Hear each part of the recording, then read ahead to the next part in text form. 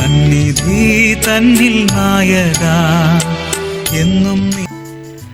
ദൈവത്തിൻ്റെ പരിശുദ്ധം വാഴ്ത്തപ്പെടുമാറാകട്ടെ. അനുഗ്രഹമായ നല്ല പ്രഭാതത്തിനായി നന്ദിയോടെ ദൈവത്തിന് സ്തോത്രം ചെയ്യുന്നു. എല്ലാവരെയും കർത്താവിൻ്റെ നിസ്തുല്യ സ്നേഹത്തിന് പ്രഭാത ജാറിലേക്ക് ഒരിക്കൽ സ്വാഗതം ചെയ്യുന്നു.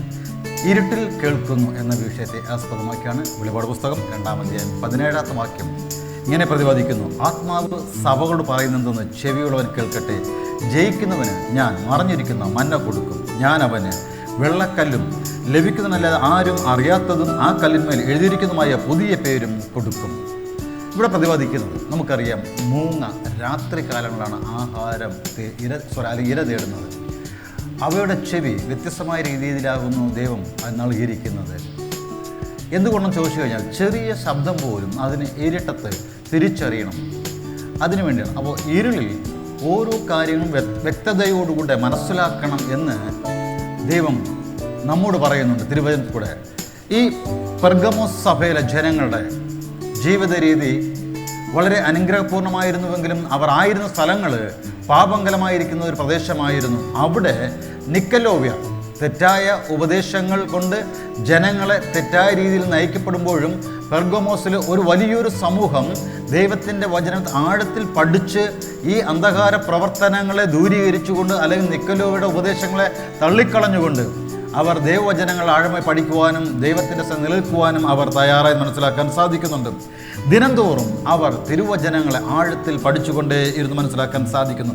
തെറ്റായ പഠിപ്പിക്കലുകളെ അവരെ ഉപേക്ഷിക്കുവാൻ അവരെ തിരുവചന പാഠനം അവരെ സഹായിച്ചു മനസ്സിലാക്കാൻ സാധിക്കുന്നുണ്ട്. മറഞ്ഞിരിക്കുന്ന മന്ന ഇന്ന് ദൈവം തൻ്റെ മക്കൾക്കായി നൽകുന്നതായ ഈ മാറ്റമില്ലാത്ത വചനം അത് സ്വർഗത്തിൽ നിന്ന് വന്നതാകുന്നു എന്ന് മനസ്സിലാക്കണം.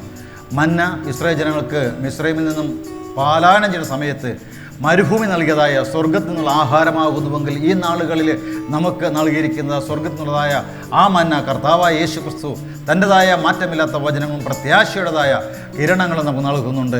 ആയതുപോലെ നമുക്ക് തിരികെ പഠിക്കുമ്പോൾ മനസ്സിലാക്കാൻ സാധിക്കുന്നു, അഹരോനോട് മോശ പറയുന്നത്, ഒരു പാത്രം എടുത്ത് അതിൽ ഒരു ഇടങ്ങാഴി മന്ന ഇട്ട് നിങ്ങളുടെ തലമുറയ്ക്ക് വേണ്ടി സൂക്ഷിപ്പാൻ യഹോവയുടെ മുൻപാകെ വെച്ചുകൊള്ളുക എന്ന് പുറപ്പെടുന്ന പുസ്തകം 16-ാം അധ്യായം 33-ാമത്തെ വാക്ക് പ്രതിപാദിക്കുന്നുണ്ട്. ഇവിടെ നമുക്ക് മനസ്സിലാക്കാൻ സാധിക്കുന്നത്, ഈ നാളുകളിൽ പെർഗമോസ് സഭ അഭിമുഖീകരിച്ചതുപോലെയുള്ളതായ തെറ്റായ പഠിപ്പിക്കലിൻ്റെതായ ഒരു കാലഘട്ടമായതുകൊണ്ട് ദൈവത്തിൻ്റെ മക്കൾ എന്തു ചെയ്യണം? സത്യങ്ങളെ തിരിച്ചറിയണം. ദൈനംദിന ജീവിതത്തിൽ വചനങ്ങൾ ആഴത്തിൽ പഠിക്കേണ്ടിയിരിക്കുന്നുണ്ട്. അങ്ങനെയാകുന്നുവെങ്കിൽ നമുക്ക് ആ മന്നയുടേതായ അനുഭവം നിങ്ങളുടെ ജീവിതത്തിൽ ഉണ്ടാകും. ഈ മന്ന സ്വീകരിക്കുന്നത് നിത്യജീവന്റെ ദാനത്തെ സൂചിപ്പിക്കുന്നുവെന്ന് യോഹന്നാന്റെ സുവിശേഷം 6-ാം അധ്യായം 27-51 വാക്യങ്ങൾ പ്രതിപാദിക്കുന്നുണ്ട്. കർത്താവേ, ഈ ലോകത്തിൻ്റെ തെറ്റുകളായ ഉപദേശങ്ങളിൽ നിന്നും ജീവിത രീതിയിൽ നിന്നും സത്യത്തിൻ്റെ വഴിയിലേക്ക് നമ്മെ നയിക്കുവാൻ വേണ്ടി ആ പരിശുദ്ധാത്മാവിൻ്റെ ദാനത്തിനായി നമുക്ക് പ്രാർത്ഥിക്കാം. ദൈവം നിങ്ങളെല്ലാവരെയും അനുഗ്രഹിക്കുമാറാകട്ടെ. സ്വർഗീയ പിതാവേ, നല്ല ദൈവമേ, അനുഗ്രഹമായ നല്ല ദിവസത്തിനായ സ്തോത്രം, നൽകിയ വചനത്തിനായ സ്തോത്രം. ഈ അന്ധകാര യുഗത്തിൻ്റെ അന്ത്യത്തിലായിരിക്കുന്നതായ അവിടുത്തെ മക്കളുടെ മേൽ അവിടുത്തെ ആത്മാവിനെ പകർന്ന് ആ സ്വർഗീയമന അനുഭവിക്കേണ്ടതിന്, അതിൻ്റെതായ സത്യങ്ങൾ കൂടെ സഞ്ചരിക്കേണ്ടതിന് നിക്കലോവയുടെ ഉപദേശങ്ങൾ ദേശായ പെർഗമോസ് സഭയിലതായ അവിടുത്തെ ഭക്തന്മാരെ പോലെ ആയിത്തീരേണ്ടതിനും ദൈവമേ, ഈ നാളുകളിൽ അവിടുത്തെ വചനത്താൽ പ്രിയമക്കളെ ശക്തീകരിക്കുകയും ആ സ്വർഗീയമന ഭക്ഷിച്ച് നിത്യജീവനിലേക്ക് പ്രവേശിക്കുവാൻ അവിടുത്തെ ചേർത്തണയ്ക്കുകയും ചെയ്യണമെന്നും യേശുവിൻ മഹത്വമുള്ള നാമത്തിൽ അപേക്ഷിക്കുന്നു. പ്രാർത്ഥന കേൾക്കണം നല്ല പിതാവേ. ആമേൻ.